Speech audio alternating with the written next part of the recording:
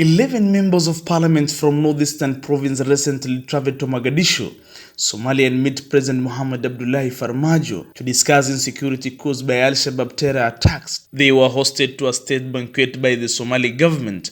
During roundtable talks, the MPs who visited Somalia included Kulo Maalim of Banisa, Ahmed Kolosh Wajir West, Ibrahim Abdi Lafi, Rashid Kasim Amin Wajir East, Mohamed Hire Lagdere, Omar Maalim Mandera East, Bashir Abdullahi Mandera North, Adan Haji Mandera West, Adan Ali Sheikh Mandera South, Mohamed Dahir Dadab, and Ahmed Bashani of Tarbaj. The MPs were led by Wajir East lawmaker Rashid Kasim Amin, who defended the trip as legal when describing it as a way of using homeground solutions to address problems facing citizens of both countries. Speaking to press after the Boeing flight they used on their return from Mogadishu landed at Jomo Kenyatta International Airport on March 1, 2020, RK said the region is facing challenges on security, particularly brought by Al-Shabaab attacks, and the MPs thought it was wise as leadership to provide direction to curb this menace, where it originally came from Somalia. He added the legislators thought it was equally important to engage the neighboring country,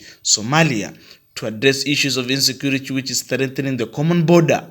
RK noted the leadership of NEP Region were challenged by His Excellency President Uhuru Kenyatta to lead in the front line in the war against Al-Shabaab, in their trip to Somalia was part of home-initiated solutions that the President Kenyatta wanted them to engage in.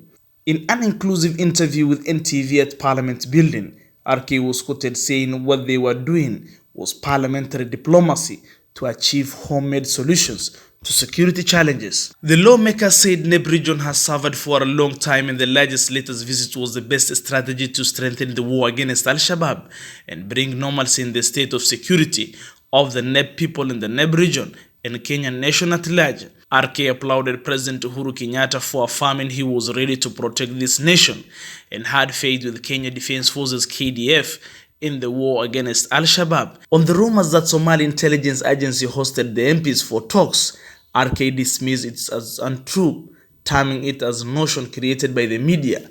He clarified that they were only hosted and held talks with President Abdullahi Farmajo, saying any other agenda is a creation of the media. He stressed that the best option for the MPs was to engage President Farmajo, since as the leaders, they have specific responsibilities devoid of meeting the spy agency.